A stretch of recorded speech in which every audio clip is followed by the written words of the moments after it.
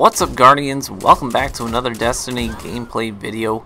In this video I wanted to talk about what I think is the greatest weapon in the history of Destiny so far, and that is the MIDA multi-tool.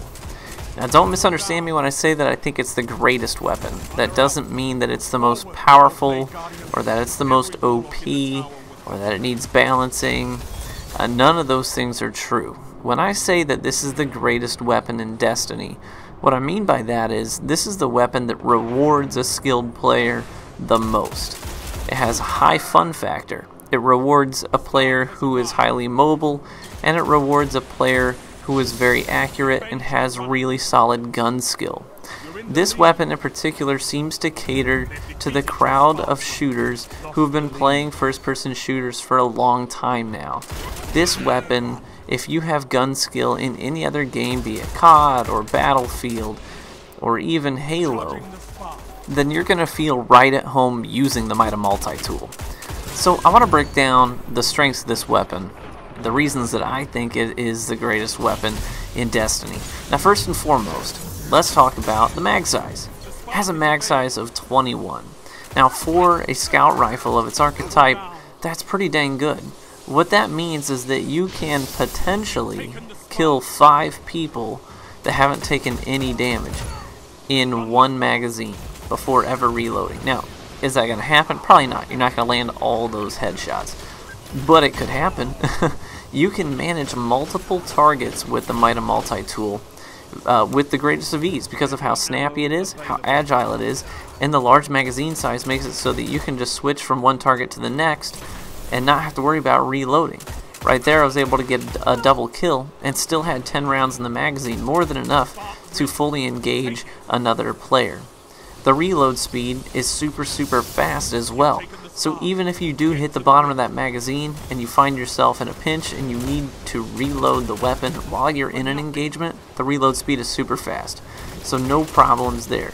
You can just duck behind cover, and by the time you duck in and jump right back out, you're ready to fire again.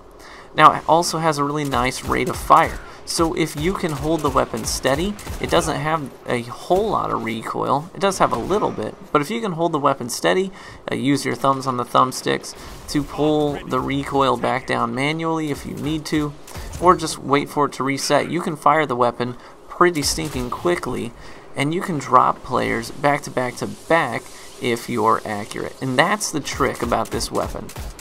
It highly rewards accurate shooters.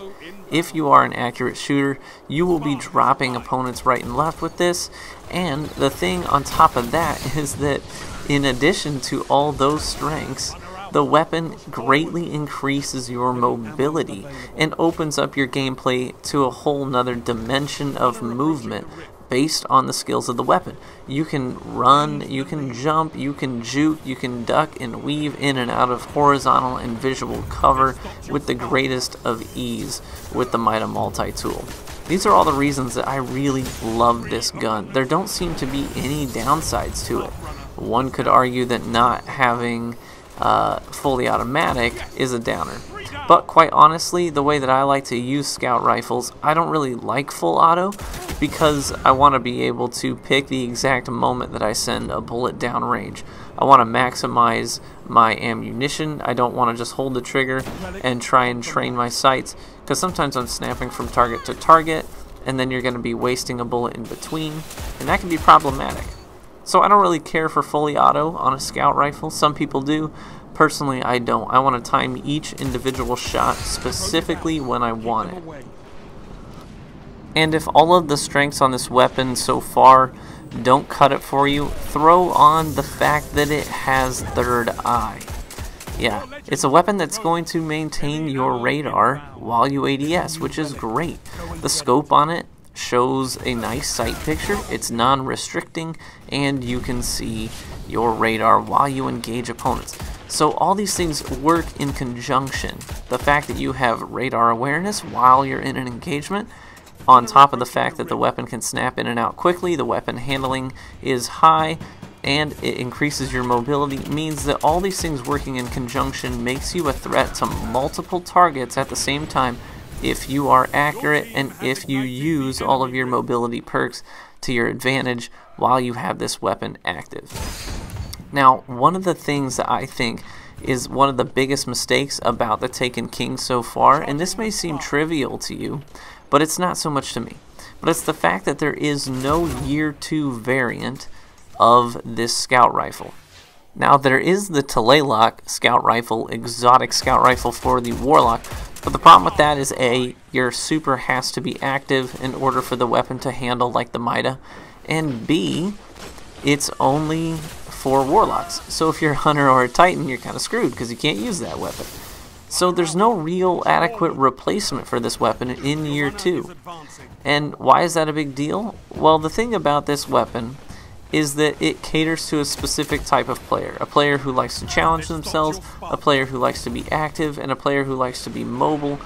And it has quite the following in the competitive community.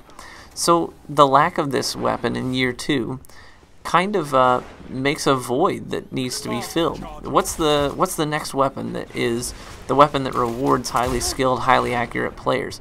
The only other weapon like that I can think of is No Land Beyond.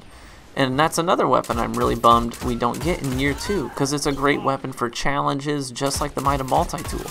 A lot of people do trials challenges using only MIDA or using only No Land Beyond. And now that those weapons don't carry over to Year 2, the problem is that, sure, we can still use them in standard Crucible, but we can't use them in end game PvP activities. Can't use them in Iron Banner, and we can't use them in the Trials of Osiris. That is a huge downer to me. So as far as I'm concerned, I'm loving a lot of the new weapons with the Taken King, but there is a void that needs to be filled. There's no weapon yet that really challenges players, gives them the opportunity to test their skills in accuracy and mobility. So I'm currently really going to miss the MIDA multi-tool as we go into end-game PvP activities. I wonder what your thoughts and opinions are on this. Feel free to leave them in the comments section and let me know what your favorite gun in the game is and why. Thanks for stopping by, guys.